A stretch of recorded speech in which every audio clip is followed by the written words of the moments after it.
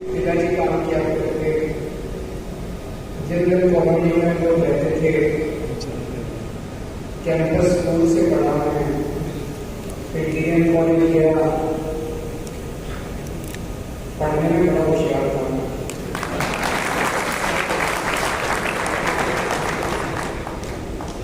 DN college में 2 साल का ग्यारहवीं बारहवीं, 2 साल कुरुक्षेत्र यूनिवर्सिटी में 6ठी पोजीशन आई पूरे हरियाणा में। फिर IIT में हो गया, तो IIT खड़गपुर चला गया और उसके बाद फिर IIS में हो गया, टाटा स्टील IIS दिल्ली चला गया। तो एक तरह से वापस अपने घर आने जैसा लग रहा है। मेरे साथ आज जो लोग दिल्ली से आए उनको बता रहा था, ये नागपुर गए, यहाँ पे राजपुर मार्केट है, यहाँ पे ये रास्ता सिवानी जाता है, ये स्कूल में पढ़ा जाता था, इस स्कूल में जानकारी पढ़ा करते थे, उनको सबको मैं बता रहा था। दोस्तों, सबसे पहले तो आपको आज उठ के शुक्रिया करना चाहता हूँ। 1 घंटे की नोटिस पे आप सब लोग पूरे शहर के लोगों को बताया है कि सारे नर्सेज लोग, सारे एम्बुलेंस लोग आज यहाँ शहर में मौजूद हैं और एक व्यक्ति जो यहाँ मौजूद है उसके पीछे कम से कम 5-5, 10-10 हजार लोग हैं। कम समय में आप इतनी बड़ी संख्या में आप सब लोग इकट्ठे हो गए, बहुत अच्छा लग रहा है मुझे आपके साथ बातचीत करते हुए, आपके बीच में आज आके। हिसार से निकलने के बाद मैं दिल्ली गया और मैं कहना चाहता हूँ, हिसार का और हरियाणा का नाम रोशन किया है, आपका सीना चौड़ा करके आया।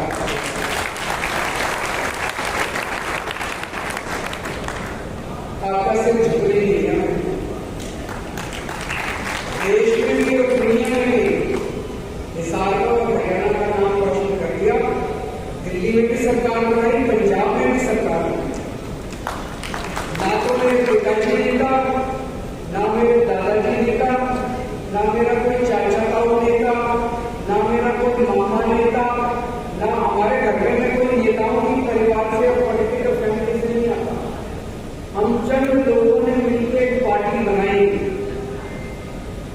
और मैं तो ये कहूँगा ऊपर वाले की कुछ कृपा होगी, पिछले दिनों में कुछ पुण्य किए होंगे। पार्टी बनाते ही जब हमने दिल्ली में पार्टी बनाई तेलंगाना आंदोलन के बाद, मेरे को याद है मीडिया में सारे मेरा मजाक उड़ाया करते थे, इनकी सबकी जमानत जब करेगी, केजरीवाल की शायद जमानत बच जाए। वो ये नहीं कहते थे केजरीवाल जीतेगा, केजरीवाल की शायद जमानत बच जाए, बाकी सबकी जमानत 2012 में पार्टी बनाई, 26 नवंबर 2012 को, और 1 साल के बाद 8 दिसंबर 2013 को जब नतीजे आए तो दिल्ली में आम आदमी पार्टी की सरकार बनी।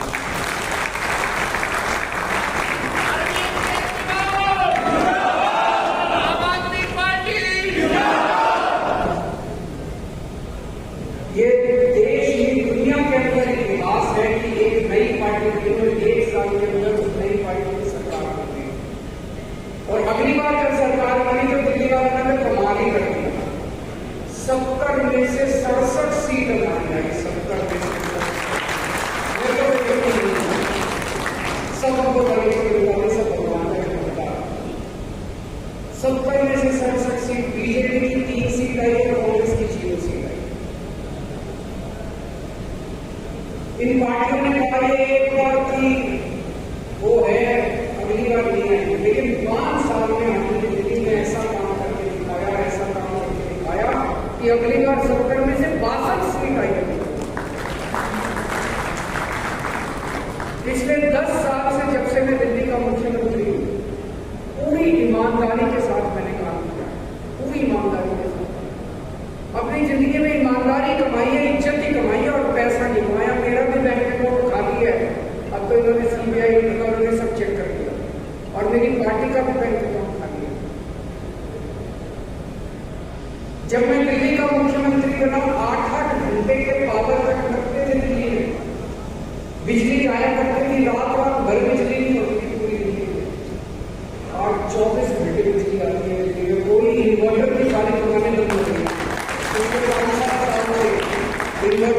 दुकानें बंद हो गई, जनरेटर की दुकानें बंद हो गई, 24 घंटे बिजली आती है, पक्की आती है, जाती नहीं, और फ्री बिजली आती है। ये चमत्कार है, फ्री बिजली आती है। दिल्ली के 73% लोगों को, 73% लोगों को फ्री बिजली मिलती है। पंजाब के 83%, 83% लोगों को फ्री बिजली मिलती है। कहते हैं केजरीवाल चोर है। हरियाणा में बिजली इतनी महंगी है, गुजरात में बिजली इतनी महंगी है, उत्तर प्रदेश में बिजली इतनी महंगी है, मध्य प्रदेश में 22 राज्यों के अंदर इनकी सरकारें हैं, जहां एक भी राज्य ऐसा नहीं है जो बिजली फ्री हो। सब में बिजली इतनी महंगी है। दिल्ली में बिजली जीरो बिल आता है लोगों का, बिजली का फ्री बिजली है। मैं तो सीधी सी बनिया हूं, तो उसी भाषा में मैं बात करूंगा। मैं तो सीधी सी बात है, 3000 करोड़ रुपए हम बिजली के लिए सब्सिडी देते हैं। अगर मेरे मन में चोर होता तो ये 3000 करोड़ रुपए चोरी कर देता, मैं बिजली फ्री करने की क्या जरूरत है? गलत नहीं कर रहा। ये 3000 करोड़ रुपए मैं अपनी जेब में डाल देता, बिजली कंपनियों के साथ मिलकर 100-200 करोड़ रुपए जेब में डाल देता। 3000 करोड़ रुपए खर्च करके लोगों की बिजली का बिल जीरो करने वाला चोर है, या बिजली कंपनियों के साथ मिलकर बिजली महंगी करने वाला चोर है? सोचने की बात है। दिल्ली के अंदर हमने स्कूल इतने शानदार कर दिए। मैं आपको सरकारी स्कूल, जहां लोग अपने बच्चों को भेजना नहीं चाहते थे, टिन के स्कूल होते थे, टेंट में होते थे स्कूल, टूटी हुई दीवारें होती थी, छतें होती नहीं थी, दीवारें चूड़ी होती थी, टीचर पढ़ाया नहीं करते थे, बुरा हाल था सरकारी स्कूलों का। ऐसे शानदार कर दिए सरकारी स्कूल में। आपको रिक्वेस्ट कर रहा हूं, इनवाइट कर रहा हूं, आप आके किसी भी सरकारी स्कूल में चले जाओ दिल्ली के अंदर, और आप अपना देख जाओ कैसे सरकारी स्कूल। लोग अपने बच्चे, एक दिन में सरकारी स्कूल में गया, मैंने सुना था बहुत लोग अपने बच्चों को प्राइवेट से निकाल के सरकारी स्कूल में भर्ती। 4 लाख लोगों ने अपने बच्चों को सरकारी स्कूल से निकाल के, प्राइवेट स्कूल से निकाल के सरकारी स्कूल में भर्ती किया। मैं एक दिन क्लास में गया, मैंने पूछा बच्चों से, मैंने कहा कौन कौन प्राइवेट स्कूल छोड़ के आया? 4-5 बच्चों ने हाथ उठाया। मैंने एक बच्चे से पूछा कौन से स्कूल में पढ़ते थे यहाँ में पहले? बोला saint Columbus. Saint Columbus Delhi के सबसे जाने माने स्कूलों में माना जाता है। एडमिशन मिलना लगभग नामुमकिन है। सेंट कोलंबस छोड़ के और कोई बच्चा अगर दिल्ली के सरकारी स्कूल में पढ़ने के लिए आ रहा है, इससे बड़ा सर्टिफिकेट नहीं हो सकता कि स्कूल बड़े शानदार हो गए। 99% रिजल्ट आया सरकारी स्कूलों का, 99% रिजल्ट। ये कोई प्राइवेट स्कूल से कहीं ज्यादा रिजल्ट आया। और ये सारा काम स्कूलों को ठीक करने का केजरीवाल ने नहीं किया। मैंने पिछले जन्म में कुछ पुण्य किए होंगे कि भगवान ने मेरे को टीम भी बड़ी अच्छी दी है, बहुत शानदार टीम दी है। उसमें एक टीम में हीरा है मनीष सिसोदिया। मनीष सिसोदिया शिक्षा मंत्री हुआ करता था दिल्ली का। उसने रात दिन मेहनत करके दिल्ली के स्कूलों को शानदार बनाया। दिल्ली के अंदर शिक्षा व्यवस्था शानदार बना दी। शिक्षा व्यवस्था, उस मनीष सिसोदिया को भारतीय जनता पार्टी ने, मोदी जी ने 2 साल से जेल में डाल दिया। बिल्कुल फर्जी, बिल्कुल फर्जी। मैं मन में सोच रहा, इससे देश का क्या फायदा? 2 साल, पिछले 75 साल में आप सबसे ऊपर में बहुत छोड़ रहा हूं, लेकिन मेरे को ये लगता है कि सबसे बड़ी गलती जो हमारे देश ने की आजादी के तुरंत बाद, वो ये है कि हम लोगों ने अपनी शिक्षा व्यवस्था पर ध्यान नहीं दिया।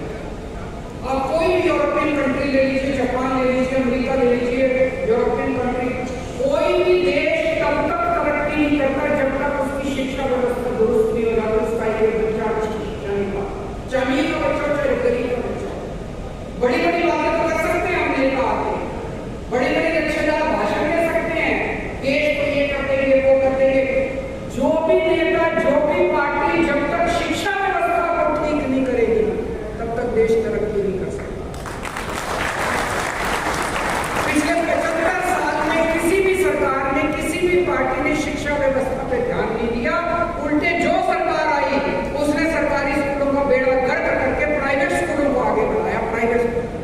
जापान उठा दो, वहां प्राइवेट स्कूल नहीं है, सबके बच्चे सरकारी स्कूलों में जाते हैं। अमेरिका उठा दो, अमेरिका के अंदर सरकारी स्कूलों का ज्यादा महत्व है प्राइवेट स्कूलों में। वहां पे जमीन के रेट आसपास इस पे डिपेंड करते हैं कि सरकारी स्कूल कैसा है। इंग्लैंड उठा दो, वहां जितने डेवलप्ड कंट्री में सरकारी स्कूल अच्छे हैं। 75 साल में सबसे बड़ी गलती हमने की, भगवान का शुक्र है 75 साल के बाद एक ऐसा शिक्षा मंत्री लिया जिसने रास्ता दिखाया कि सरकारी स्कूल में ठीक हो सकते हैं, अच्छे हो सकते हैं, और उस शिक्षा मंत्री को इन्होंने जेल के अंदर डाला। मैं पूछना चाहता हूँ इससे देश का फायदा हुआ? 2 साल तक मनीष सिसोदिया जेल में रहा, क्या इससे देश का फायदा हुआ? बिल्कुल नहीं। अगर वो जेल के बाहर होता तो और कितने स्कूल बना देता, और कितना सरकारी स्कूलों को आगे बढ़ा देता, देश का नुकसान ही होता। इस किस्म की राजनीति की मैंने स्कूल अच्छे किए, दिल्ली में मोहल्ला क्लिनिक खोले, पंजाब में मोहल्ला क्लिनिक खोल रहे हैं, दिल्ली में सबका इलाज मुफ्त कर दिया।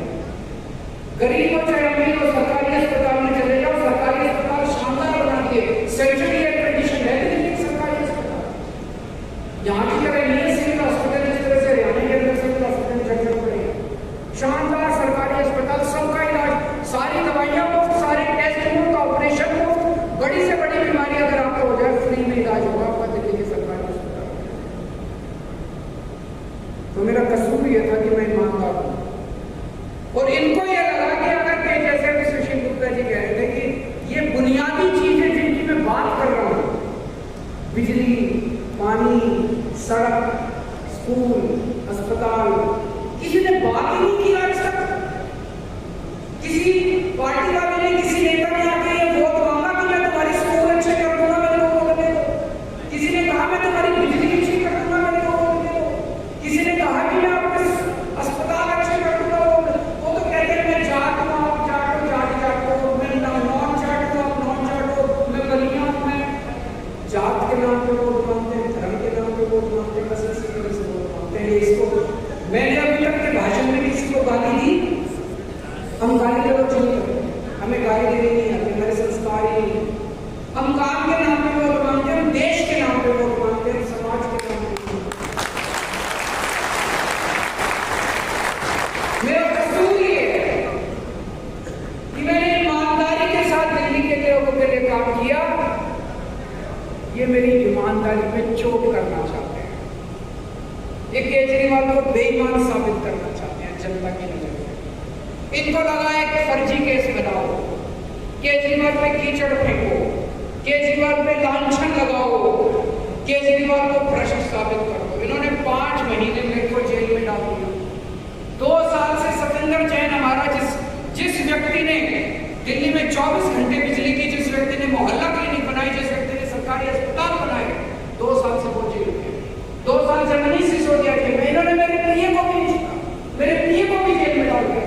तो हमारी पार्टी के 5 संजय सिंह को जेल में डाल दिया, 5 सबसे बड़े नेताओं को जेल में डाल दिया।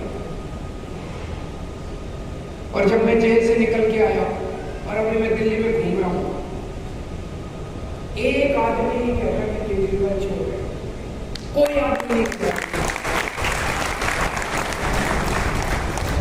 इनका सारा प्रोपेगेंडा ध्वस्त हो गया। सब कहते हैं कि केजरीवाल कुछ भी हो सकता है, चोर नहीं हो सकता, भ्रष्ट नहीं हो सकता, कुछ साबित नहीं कर पाए। तो दोस्तों, आज आपके पास भी मैं ईमानदारी के नाम पे वोट मांग, मेरे पास कुछ नहीं है, ईमानदारी के नाम पे वोट मांगने के लिए आया हूँ। आपसे एक ही रिक्वेस्ट करूंगा, कहने को तो बहुत कुछ है, लेकिन आपके खाना खाने के लिए आपको भी जल्दी होगी। एक ही चीज कहना चाहता हूँ, मैं यहाँ बात कर रहा था, अभी शाम से आया हूँ साथ, आपके पास एक बीजेपी का कैंडिडेट है, एक आपके पास कांग्रेस का कैंडिडेट है, एक सावित्री बाजी है, उनकी मैं बहुत इज्जत करता हूँ, और एक संजय साहब हो गया।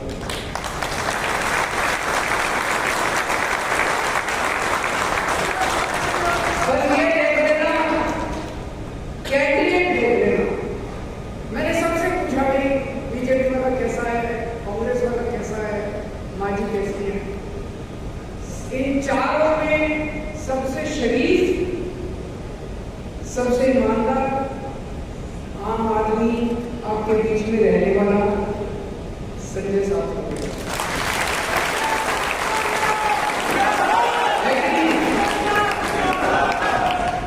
तो आज हम जितने लोग इस हॉल में मौजूद है, एक आदमी के पीछे 5-5 हजार लोग हैं। तो अगर हर आदमी ने यहाँ बैठे हुए नहीं 5-5 हजार वोट डाल दिए तो ये तो जीत जाएगा।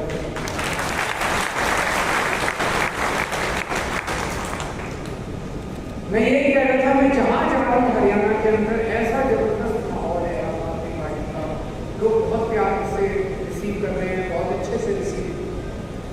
अगर 3-4 महीने पहले आता ये जल्दी थोड़ी सी छोड़ देते मेरे को जेल से, तो मेरे को पक्का यकीन है हमारी सरकार बन जाती।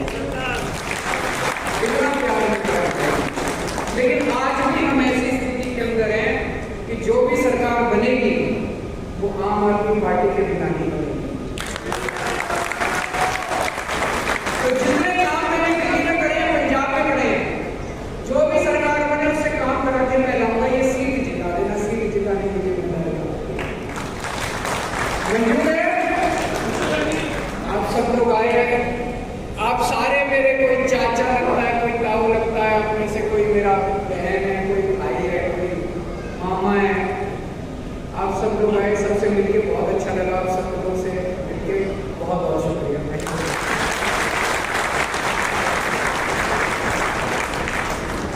Thank you sir. और हिसाब से मैं आपको बिल्कुल हिसाब के